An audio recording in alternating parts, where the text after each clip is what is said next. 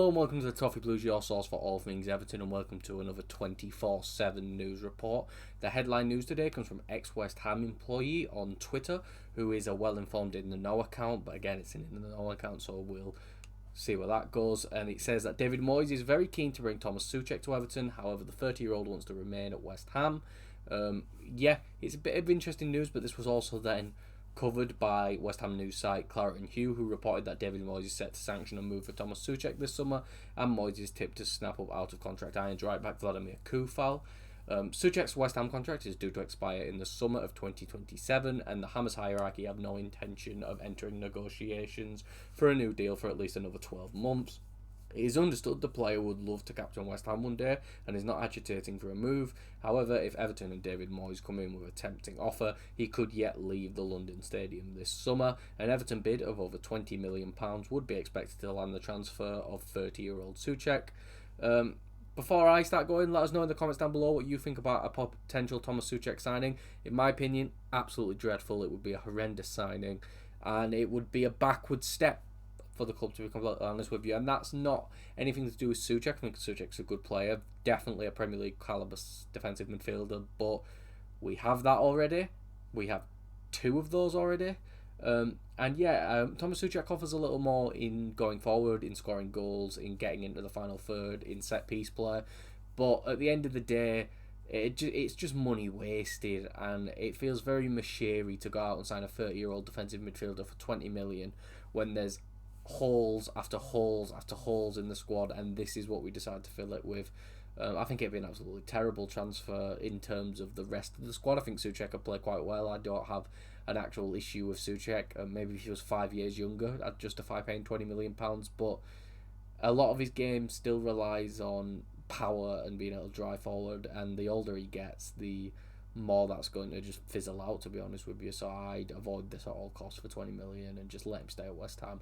I think we could get a player just as good as SOUCEK for that from another league if they're willing to take the risk and have a look outside of England for once. But The Athletic reported that Everton are in talks with Nick Hammond from Leeds United to join the club. Hammond had previously worked at Leeds with Angus Kinnear, Everton's new CEO, as a transfer consultant. I don't really know what to think about this. I'm not too happy because from what I've seen about Leeds' transfers under Kinnear were absolutely shite in the nicest way possible. It's one of those where he hasn't really signed anyone good, or he was the one where it was the big American takeover where they were signing loads of players from Salzburg, Aronson, Christensen, Verber is it the centre back, and none of them really worked out. I don't really want the club to be signing players who just aren't going to work out, to be honest with you. We've done that too many times in the past, and we need to have smart transfer strategy in place. Maybe they'll have a better transfer strategy with us. Maybe it was more to do with Jesse Marsh and more to do with the owners of Leeds and, of course, stuff like that. But it's not a promising sign, to be completely honest with you. The next bit of news comes from TBR Football, and that's that Everton, Crystal Palace and West Ham are interested in Udinese striker Lorenzo Luca. Luca's a weird one.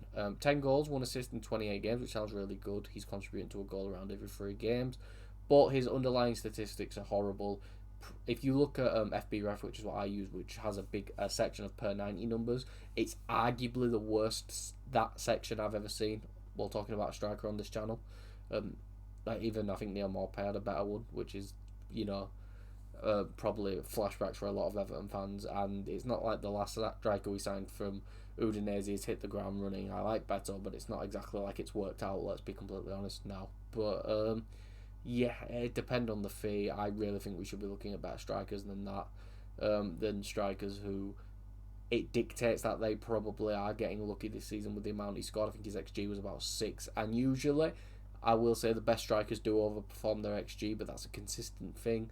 Luca's one where his per 90 numbers dictate that this may be more luck based than him outperforming his XG and being a natural goal scorer. If there's any people who watch more Udinese than me, again, this is from the outside looking in, please let me know. But this looks like another one of the sort of transfers we should be avoiding. I think we should be avoiding doing business for Udinese attackers in general, to be honest with you, after the last one we got burnt with. But the next bit of news comes from German outlet Sports Bild, and that's Everton will compete with Bayern Munich and Brighton to sign 23-year-old German attacker Nicholas Woltemade from Stuttgart this summer. The Bundesliga club will demand around 40 million euros to part way with the German attacking prospect in the summer.